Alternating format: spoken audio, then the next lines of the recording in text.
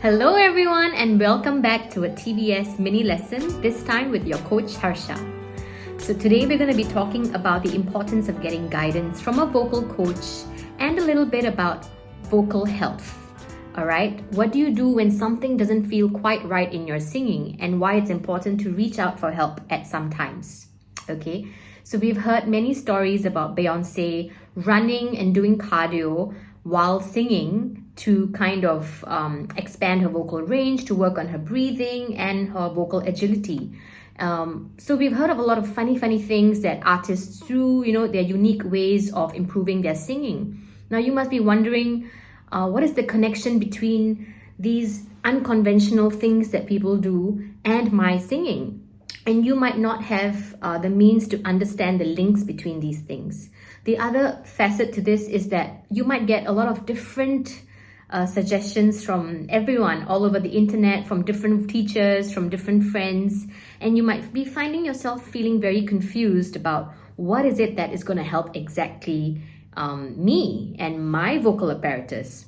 And that is what I'm here to talk about today, that no one method is going to fit all of us, right? We all have a very unique anatomy. And so the first step to learning about what exercises suit me, what should I be doing to improve my singing, what in my singing requires improvement, is understanding your unique vocal anatomy. Right? But to understand your own unique anatomy, you need to understand the general anatomy that exists in biology. And so today I'm going to be showing it to you very, very briefly. Okay, here it is.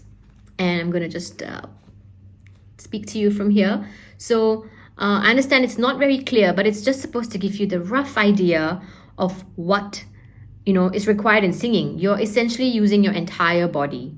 Right? So number one rule for singing, the essential ingredient is breath, right? And that breath needs to pass through your vocal tract. So this is exactly what we're going to understand in lessons, right? How is sound produced and where is your sound production getting lost, or, where can we improve on it? And once it's scientific and rational, it'll be so much easier for you to improve on your singing. Okay? So in order to tune into your vocal tract, you need to have a lot of imagination and you need to have a lot of self-awareness, which is why we also tend to use a lot of mirrors in our classroom so you can see exactly what's going on with you on the outside. And then the teachers can help you to understand what that is reflecting on the inside. And then you have to use your imagination and your feeling and your sensations. And through the different exercises, try to achieve that sensation of what that sound feels like by trying different sounds.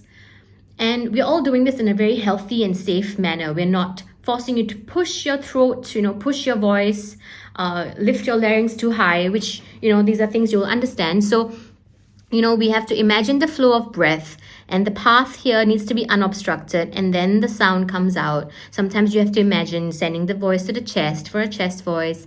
You have to imagine sending the breath to the mask of your face, right, for a mixed voice. And for a head voice, of course, we send it here, right? It's not at the back because that gives you a really operatic voice. So depends on what kind of song you're trying to sing. You have to imagine different ways, different pathways for your breath to go. All right, so that's how it's useful to use a generic image like that to look at the generic vocal tract. But of course, to tune into your own instrument requires a lot of patience and awareness and of course guidance, right? Which is why the vocal studio even exists over here. So I also want to talk about vocal health and what happens when you go for a karaoke session or you go for a concert and you're screaming and you're singing really loud for 2-3 hours. You might feel really sore after that, and that's because the vocal cords and your throat has gotten inflamed, right, as a way of protecting itself. So on the other hand, I have met students who are trying to copy their favorite singers, in the rock or metal genres. And sometimes in the process, they end up hurting themselves, right? You end up getting discomfort. So we do not, encourage anything that hurts you or feels painful. We should stop and, evaluate what is going on in that situation, right? Because as we know that pushing the voice excessively can cause damage which is irreparable, right? So we know that Adele has actually gone for a surgery, a microsurgery using laser to remove a polyp that was on her vocal cords. And that has also, she has also attributed the reason for being, of course, back-to-back concerts, inappropriate techniques, and smoking and drinking, all right? But we understand that in today's day and age, you might not be able to go for a surgery to remove the damage, to undo the damage, or you might not be able to change your lifestyle entirely. So we are here to kind of help you manage, your voice, realistically achieve something that you couldn't do before, right? And basically anything that is dehydrating can also cause the same effects. Singing when you are unwell and really forcing yourself to sing in the name of discipline, it's not going to do you any good. It's actually going to cause damage to your vocal cords. So at any point, if you feel that this doesn't feel quite right, you need to pause, reflect, and get the help that you are looking for. I hope that this mini lesson has been helpful. I know I tried to cover a lot of things in this 5 minutes, but if you have any questions, just drop us a comment and we will get back to you. Thank you.